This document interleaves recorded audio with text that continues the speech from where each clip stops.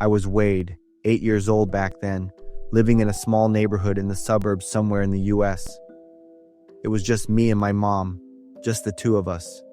Mom always took great care of me, cooked tasty meals, told me bedtime stories every night without fail. Life was simple and peaceful, and honestly, it always made me feel safe. That day, it was one of those scorching hot summer days. I had a fever, so I had to stay home from school. First time ever being home alone. The afternoon sunlight came through the living room window, leaving these cool, shimmering patches of light on the wooden floor. The place was so quiet you could literally hear the clock ticking on the wall. I was feeling kind of worn out, but still pretty chill, just lying on the sofa, flipping through my favorite comic book. And then, out of nowhere, there was a knock at the door. I cracked it open a bit and peeked outside. Standing there was Tim, 6 years older than me and from the same neighborhood. Tim was tall, with these wide, innocent eyes and a soft, easygoing smile. He had some developmental challenges, but he was always the guy who'd help out mowing lawns, grabbing mail from the post office, stuff like that. Tim gave me this warm smile and said he knew I was home alone, so he wanted to help keep watch and make sure I was safe. I didn't know what to say. Tim had never hurt anyone, but knowing he figured out I was home alone made me feel off. I mumbled a quick thanks and told him I was okay. He stood there for a second, still smiling like always, then turned around and walked away. I shut the door and tried to brush off that weird feeling. But when I went back to the sofa, I just couldn't relax the way I did before. A few seconds later, I heard this clanking sound coming from the kitchen. My heart started racing. It wasn't a branch tapping the window or the wind whistling through the door. It sounded more like a drawer being opened. I sat up, holding my breath, eyes locked on the kitchen. Then came another noise, a sharp, metallic clang. By then I knew for sure someone was in the house. My mind went completely blank. First time being home alone, and I had no clue what to do. The only thought running through my head was, get away from this. I took a deep breath, then tiptoed upstairs to my mom's bedroom. The big wardrobe in the corner of the room seemed like the perfect hiding spot. Inside, it was pitch dark, except for a thin sliver of light slipping through the crack of the creaky wooden door. Footsteps echoed on the wooden floor downstairs. Someone was moving around. A few minutes later, the footsteps started climbing the stairs, slow, steady, deliberate. I counted each step, my heart racing faster with every number. When I hit 23, I knew whoever it was had reached the same floor as me. The footsteps kept getting louder, closer. My chest tightened when I heard my mom's bedroom door creak open. Peeking through the crack in the wardrobe, I saw Tim. He was holding a big knife. The familiar, gentle face I knew was gone. Now it looked dull, his eyes wide and restless, like he was desperately searching for something. Tim scanned every corner of the room, eyes darting around, then stopped right in front of my mom's bed.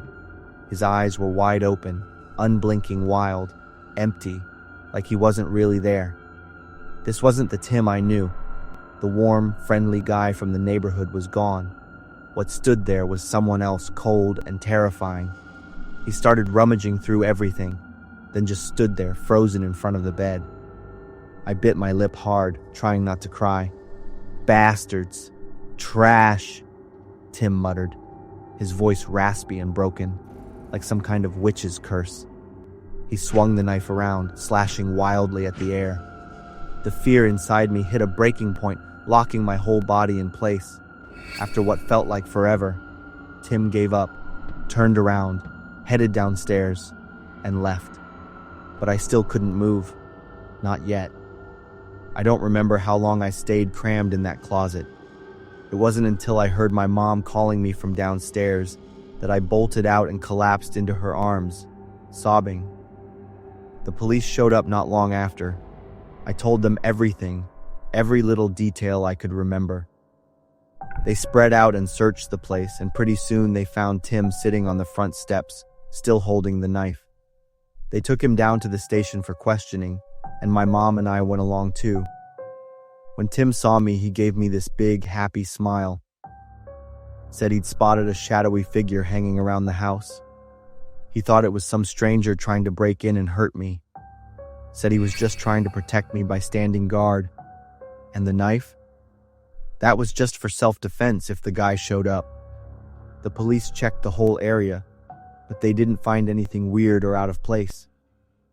Before leaving, they gave my mom a note reminding us to be extra careful, especially since we didn't have a man around the house.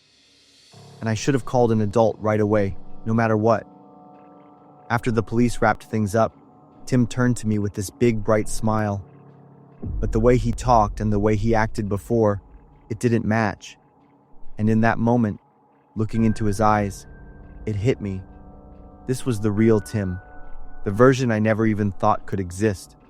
Only now, as an adult, do I realize it. That whole thing with Tim still sticks with me. Makes me wonder if I was just too naive to see it sooner. Were the fears I felt that day actually hidden truths? Even now, after all this time, I still get that cold, sinking feeling whenever those moments come back to me.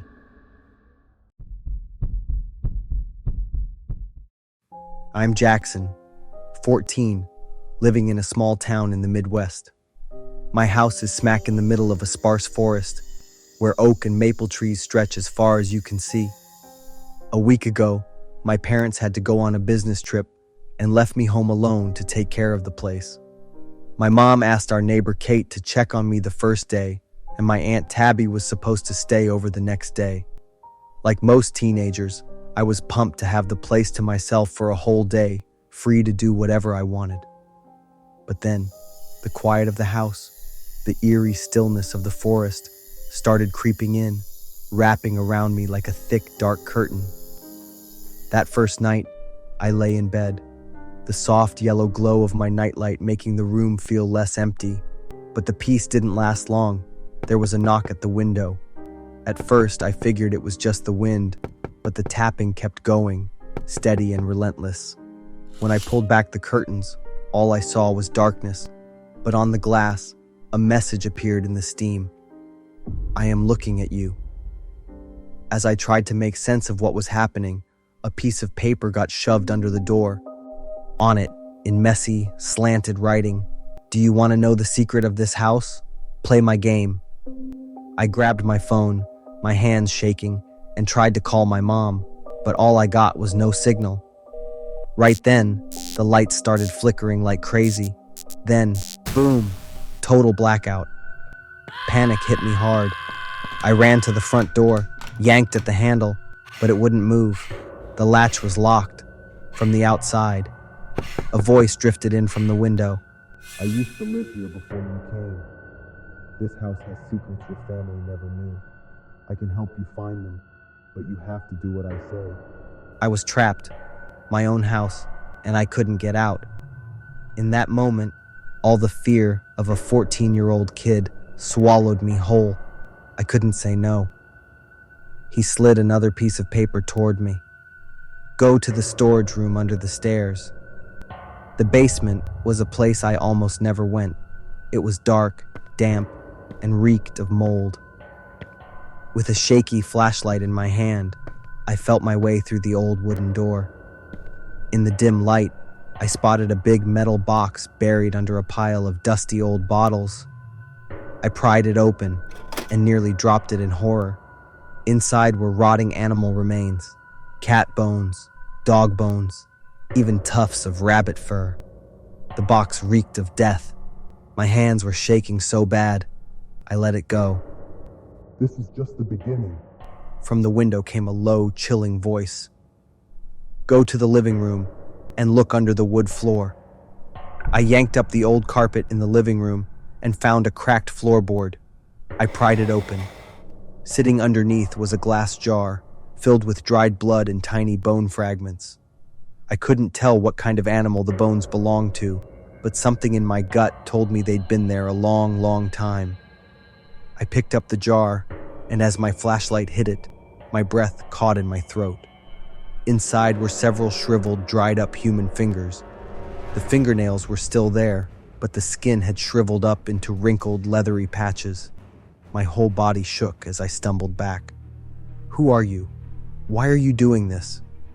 He didn't answer. Instead, his voice drifted through the window, low and icy. You want the truth? There's one more place. Check the kitchen cabinet under the sink. I don't know why, but I listened. Fear had shut off every logical thought in my brain. I was just moving, like a puppet on strings. The second I pulled the cabinet door open, a disgusting, stomach-churning stench hit me like a punch to the gut. Among the rotting trash and crumpled plastic sat a black garbage bag, knotted tight. As I peeled it open, the first thing I saw was hair, dark, matted. Then, smaller pieces of bone, and buried deep inside, something that made my breath stop cold. A severed human hand, the skin pale, stiff, frozen in time. I let out a scream and fell backward, but I couldn't tear my eyes away. That hand, it clung to my mind, wrapping around me, pulling me down into a nightmare I couldn't escape. Then he stepped into view, standing outside the window. This time, he wasn't wearing a mask. His face was hollow, his eyes bulging with red veins, like he hadn't slept in years. Did you see that? He whispered. This used to be my house. I lived here when it was abandoned. But then your family came, and he chased me away. He pointed at the plastic bag. That's what I left behind. Proof that I was here. The animals I found. The people who tried to make me leave. You have no right to be in this house. It's mine. Then, out of nowhere, he lunged inside, gripping a massive hammer. I didn't think. I just swung the baseball bat to him. With all my strength, it connected with a sickening crack. Panic had taken over, wiping out every other thought. Eyes shut tight, I just kept swinging, again and again.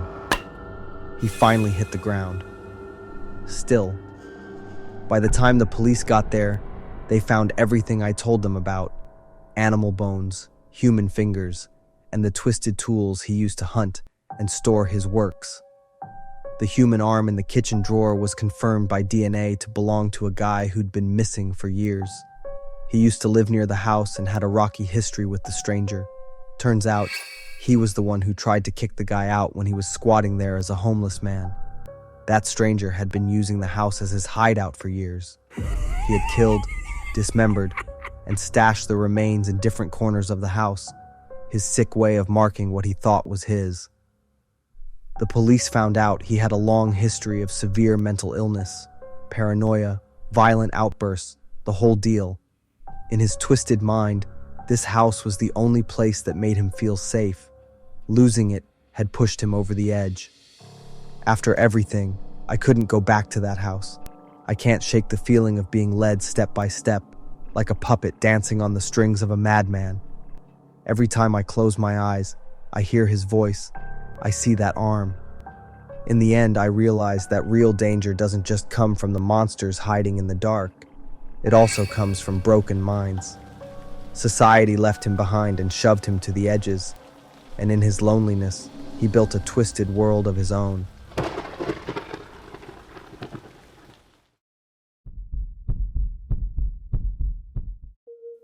My name's Fiona. I am 32 years old. I had just ended a 10-year relationship, so now I'm residing alone in a Park Vista apartment in Chicago, Illinois. I'll be honest, it's kinda tough trying to balance things after the nasty breakup. But I'm fine, I thought to myself. I'm strong, I'm tough, and things gonna be alright. I'm finally away from such selfish, control-freak bastard. It's about damn time I set myself free. And so last Sunday, I spent my entire day finally free to do whatever I like. About midday, 12 o'clock, I had brunch while joyfully browsing the internet. I came across an advertisement about a surveillance closed-circuit camera, CCTV, that, as the developer said it, totally suited with families wanting to keep themselves safe. According to them, this product deemed to be the flagship model of the next generation, sparkling smart. It could capture both video and sound in crystal clear quality. Come to think of it, they said, it's a must-have for families with children or elderly living all alone by themselves, so the rest of the family would be able to keep an eye on them. I am convinced with that conclusion. They were damn right, I thought to myself. I'm living all by myself in this city. No friends, no family. Not even a single acquaintance was living here. A surveillance camera at the porch maybe wasn't a bad idea. Now, with the discount program was still in effect, I didn't hesitate in purchasing the item right away. It arrived at my doorstep a few days later. My excitement was well-founded. The instructions were clear enough that I am able to get it set up with just a few steps. Mobile connection felt pretty solid. Everything fit like a perfect jigsaw puzzle, and I had set it up over the front door. I was pretty sure that I wouldn't need any men at all in my life. I was the empress of my own life, with full helm at the palm of my hands. Imaging and audio was as advertised, good and solid. I am very impressed with the 360 view of this camera. Also came with a unique function, intruder alert. To test the function, I ran out and back in. Didn't take very long for the phone to register the alert. This function must be pretty universal. It's just me living under a cave, I thought to myself. I'm contented with being in the good deal. That night, the alert notification jolted me up from my sleep. That turned out to be the intruder alert, sent via the camera. Groggily, I checked on the camera. I noticed that all around me being very quiet. It was 3:13 in the morning. There wasn't much convincing for me to just turn the phone off and go back to sleep.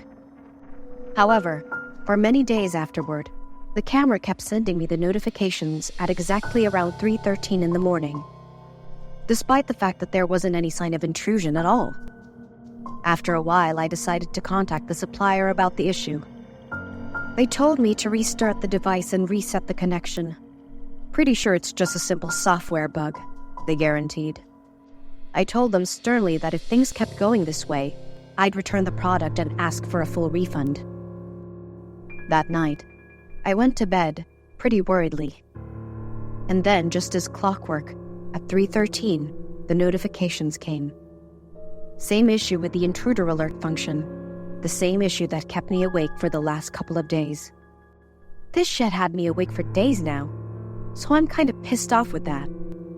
So I decided to forego checking on my phone, but instead charged straight out of my bedroom. After I opened up my door, the frustration was still there.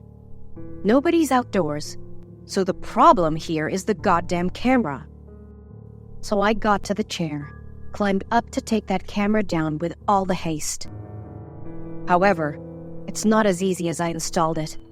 The removal process is kind of messy, and it made me very frustrated. I just wish I could scream my guts out. At least it would calm me down. Yet, I couldn't. There are other apartments. So all I could do was swallow it down, get back to bed, and try to get some sleep. I returned to my bedroom, picked up my phone, and planned to disconnect this goddamn camera from my phone. I will return it tomorrow, I thought, opening up the apps.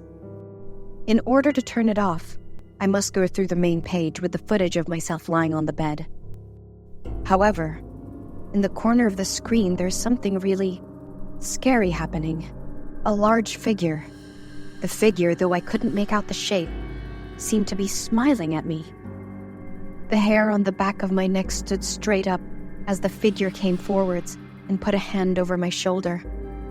I couldn't sense its touch. Is that a person? Is that a supernatural being? I pulled the sheet over my face, shivering at the crazy thing I had just witnessed. It was only when the morning alarm went off that I was jolted awake, my mind stretched by all the half-awake and surreal experiences.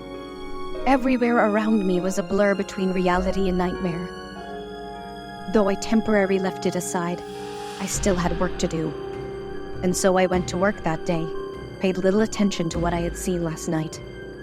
After a long day at work, I went home and headed straight to my bed. I literally collapsed the moment I hit the mellowing pillow, though I was once again jolted awake by the phone's notification. It was the intruder alert once again from the camera, though at this time around, It was indeed an intruder. I was startled at the sight of someone's head. It appeared to be a very tall, statured man. I carefully adjusted the camera angle to see better. However, the man had been maneuvering very close, so I couldn't make out his face. There's the sound like lock-picking over my doorknob. It made me shudder. Someone over there was trying to break in. Before I was able to do anything, the tall man lifted his face up directly at the camera lens. It was Joyce, my obsessive ex-boyfriend. But it was really strange. Wasn't he in Traverse right now? Joyce seemed to acknowledge the fact that he's being watched, and he said, "Do you remember? I will always find you, alive or dead." Joyce smiled his creepy smile, with blood flowing out from his mouth, nostrils and eyelids. It was haunting to even look at.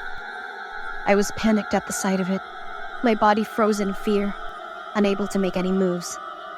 The phone screen flashed continuously as the footage became more and more grainy. After a few seconds that seemed to last a lifetime, the footage cleared out again. Joyce's face reappeared, this time even more haunting than ever. His face was distorted all over the screen, twisted bizarrely as if impacted heavily by an unseen force. I screamed aloud. My chest burned with terror. All I can do was to call the police and my parents, sobbing the entire time. The police did not find any forced entry attempts at my apartment doorway, like at all. The apartment complex and the surrounding public security cameras also couldn't provide any solid appearance of Joyce. The only footage available was the ones I provided on my phone. My mom and dad took the first flight to come to my aid late this afternoon. I burst into tears as they arrived. After the situation had calmed down, they bombarded me with questions full of suspicion. "Fiona, my dear, are you certain that it was Joyce? Don't you know what happened?" I did not know of anything, and threw them a bewildered look back at them. Joyce is dead in a serious traffic collision 3 days ago. His body was found wedged between the car and the freighter, so I was perplexed at the information. 3 days ago was March 13th. 0313. His word rang aloud.